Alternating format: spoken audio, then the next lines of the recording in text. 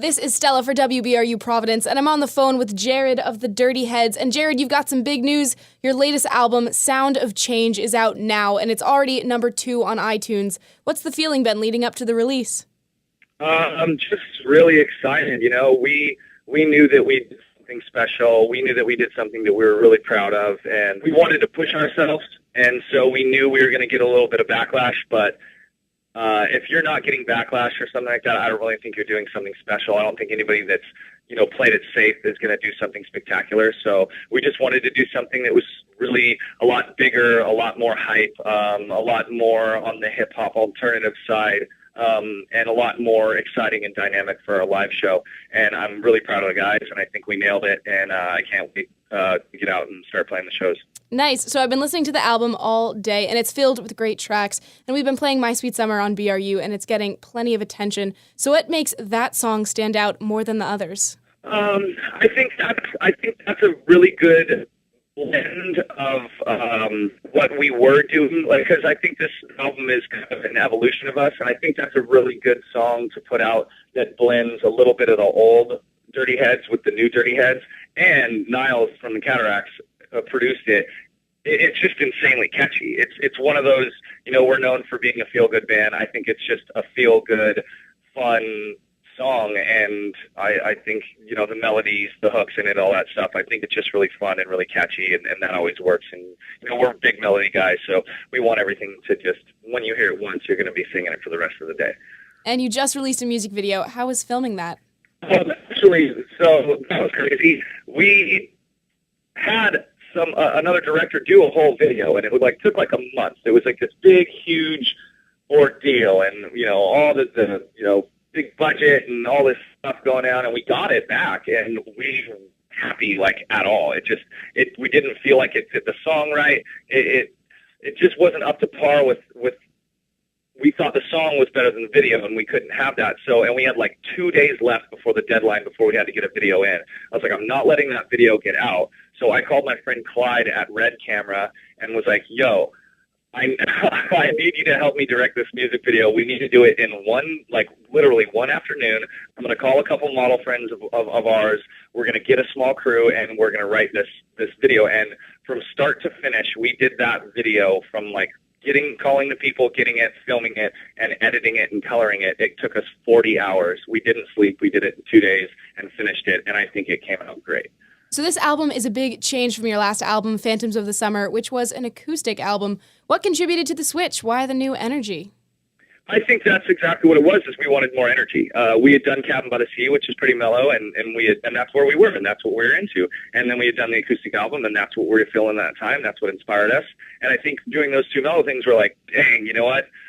I want to go out and play some bigger songs. I want to go out and play some bangers. Let's write a hip hop album. Let's write a bigger alternative album. Still keep it Dirty Heads, but let's just do a lot more hype and a lot more dynamic. The other albums, you can definitely party to them, but it's more like chilling in your backyard or on the beach. That's what we're known for. I want something that you're going to put in your car when you got all your homies in it. You're going to put on your house when everybody's raging. I think you guys definitely got that on this album. Thanks. So you're going on tour again. You've already been on several tours, including major national ones. Are there any places you're excited to revisit or check out for the first time?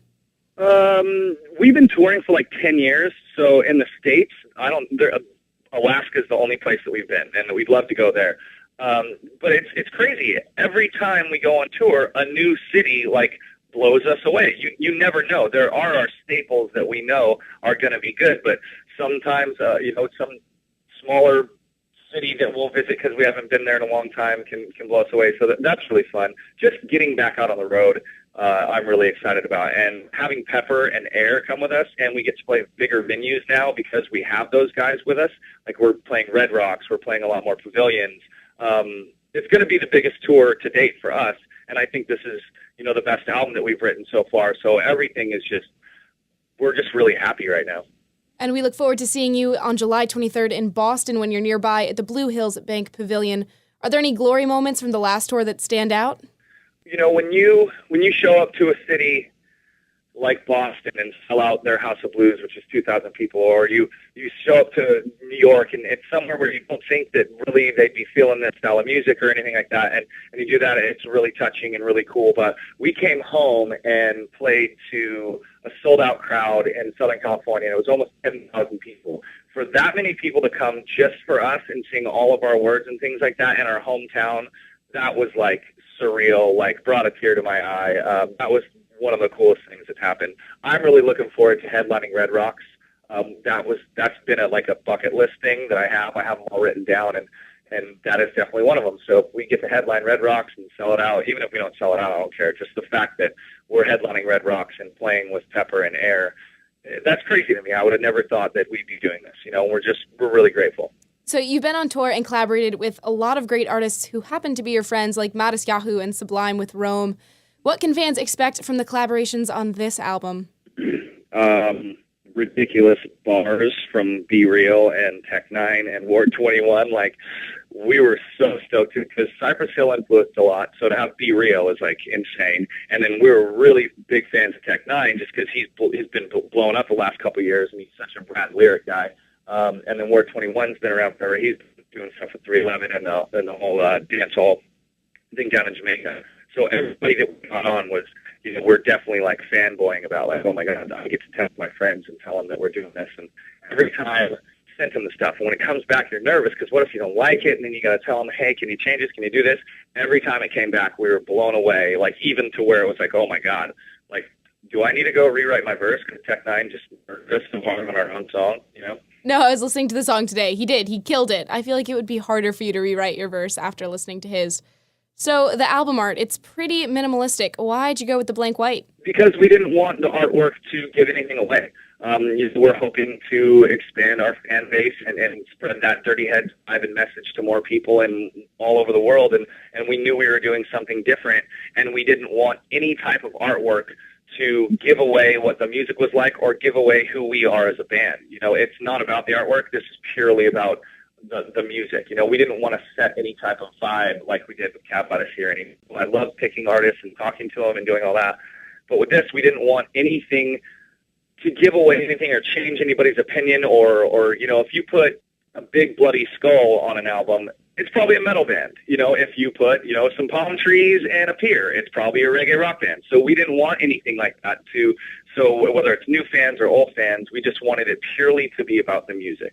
So I was checking out your YouTube channel, and you've got some videos of pranks from previous tours. My favorite was when you were hiding panties in all of Duddy's things. I think you called them the Phantom Panties.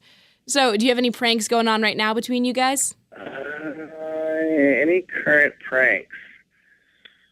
No, not right now. We haven't been on tour in a while, so you're going to have to get back to me. We've all just been chilling and kind of decompressing and ramping up the album. So we've all been pretty busy doing stuff with the album. So I don't have any good ones, but if you want to have a call with me again in the middle of the tour, I will guarantee you I'll have some. All right, I will hold you to that.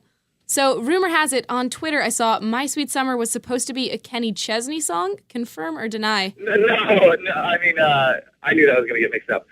The one melody and the skits, like, Niles had already kind of started with, and then we came in, worked with them on the music, and we didn't have any hooks or anything yet, and we were trying to get the hook first. I had a lyric. It wasn't the same melody. It was just a lyric from, I heard Kenny Chesney was a fan of ours. He actually did a big blast about our album today. He's a really rad guy. Hey, my buddy, the Dirty Heads, came out with an album today. We're like, Kenny Chesney just gave us a shout-out. Like, are you kidding? So we had known that he was a fan, and I took the liberty of just, hey, I'm going to try and, as an exercise, I'm going to try and write him a song and send it to him and see if maybe he likes it. That's great. If not, no worries. I have this song. And this lyric was, she left me with sand in my bed, empty bottle of beer, and her lipstick number written on my bathroom mirror. But it was sung a lot more like Chesney style, And I switched it because I thought it was such a strong lyric. And once we got the whole sand in my bed thing, I think Niles came up with the My Sweet. It just snowballed from the Kenny Chesney lyric idea. Glad to clear it up. So last question, and I got to ask it. In the poster and the music video, it looks like you cut your hair. Is that true? No, I just had it up. All right. Thank God. And thank you for your time. It's been great. It was Jared from the Dirty Heads, and you can check out their album, Sound of Change. It's in stores now. I've been Stella, and this is WBRU Providence.